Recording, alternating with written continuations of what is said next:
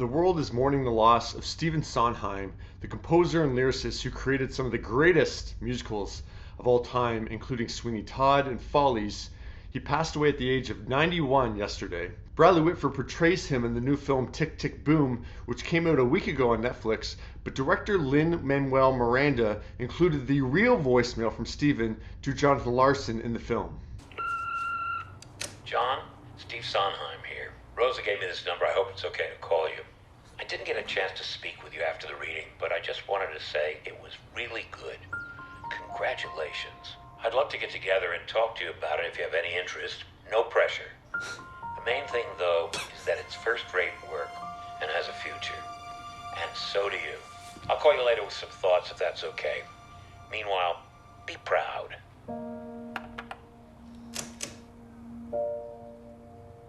Lynn wrote last night on Twitter, "Future historians, Stephen Sondheim was real. Yes, he wrote Tony and Maria, and Sweeney Todd, and Bobby, and George and Dot, and Fosca, and countless more. Some may theorize Shakespeare's works were by committee, but Steve was real, and he was here, and he laughed so loud at shows, and we loved him.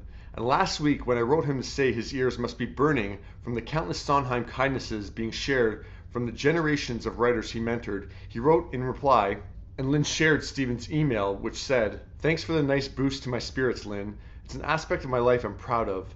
I feel as if I've repaid, partially at least, what I owe Oscar." Now that would be Oscar Hammerstein, who served as a mentor to Stephen. Now Steven Spielberg, whose version of West Side Story will be out next month, said, "Stephen Sondheim was a gigantic figure in American culture, one of our country's greatest songwriters, a lyricist and composer of real genius, and a creator of some of the most glorious musical dramas ever written. Stephen and I became friends only recently, but we became good friends, and I was surprised to discover that he knew more about movies than almost anyone I'd ever met. When we spoke, I couldn't wait to listen, awestruck at the originality of his perceptions of art, politics, and people, all delivered brilliantly by his mischievous wit and dazzling words. I will miss him very much, but he left a body of work that has taught us and will keep teaching us how hard and how absolutely necessary it is to love." Barbra Streisand tweeted, "Thank the Lord that Sondheim lived to be 91 years old, so he had the time to write such wonderful music and great lyrics. May he rest in peace."